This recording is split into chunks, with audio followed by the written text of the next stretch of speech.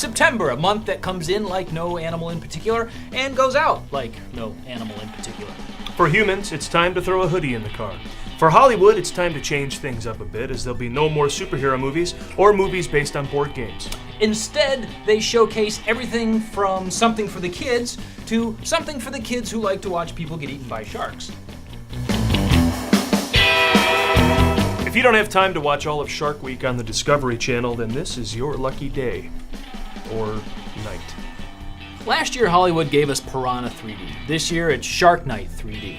And having run out of deadly sea creatures, next year we can expect the Let's Cut to the Chase titled Blood and Tits 3D. Outside from most of the previous clips taking place in the daytime, this movie looks to deliver exactly what it promises.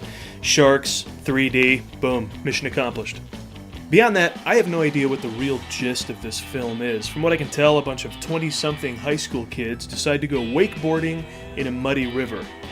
I imagine all the girls have been spending so much time together, their menstruation cycles sync up, and boom! Shark shows up, and there's a bloodbath. That didn't sound right. This film is another film in a long line of shark movies that does little more than prove the fact that the entire shark attack movie genre begins and ends with Jaws.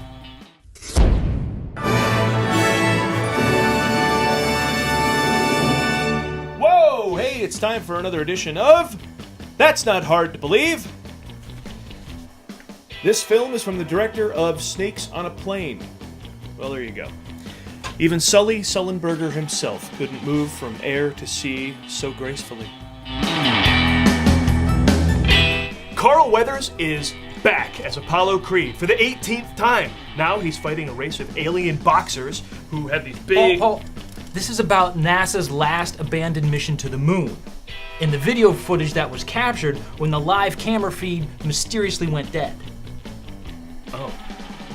Carl Weathers is back as a NASA astronaut fighting a race of alien boxers on the moon! Just let Carl Weathers go. You say that like I can just turn it off. You can. Let me explain. Like most good Americans, I'm woefully ignorant as to my own country's history, so I had to Google whether or not Apollo 18 was actually a mission to the moon. Turns out it wasn't. So once again, here we have a movie where fake footage is, once again, fake found. To hold you over between paranormal activity movies, here's Apollo 18. Austin, we have a problem. Astronauts on a moon mission are attacked by an unseen force and taken down one by one. Much like in Cloverfield or Super 8, what's attacking them remains a secret. But, like all secret movie villains wrapped in super secrecy, it probably turns out to be a monster. Apollo 18 is the latest film to be shot in Blurrovision, a low-def security cam technique that adds an element of fear to any movie, because you're never quite sure if it's a scary alien monster you're seeing, or if you're just watching highlights from America's Dumbest Criminals.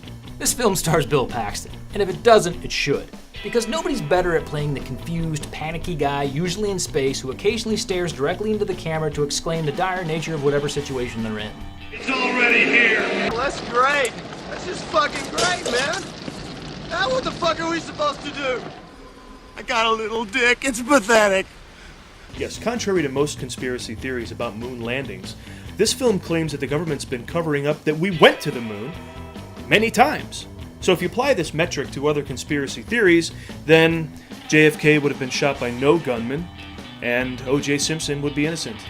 And speaking of conspiracies, am I the only one to notice that as soon as this movie comes out, boom, no more space shuttle program? And what happened to Apollos 14 through 17? I'm looking at you, Tom Hanks.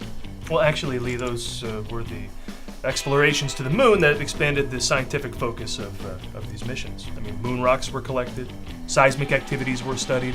They had the first roving lunar vehicle driven on the surface of the moon. And we set a record for time in lunar orbit. Nerd!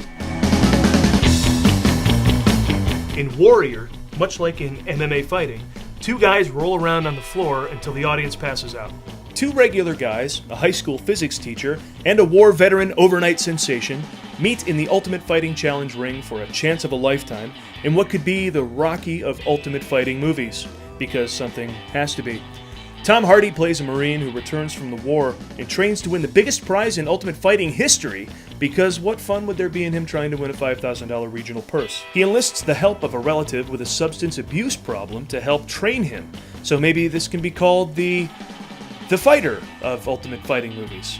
The two fighters are set on a collision course that can only be called the end of this movie. A war hero versus a teacher? Both men have fought and sacrificed for the betterment of my soul. Both men have run the risk of getting shot. I mean, who do you root for?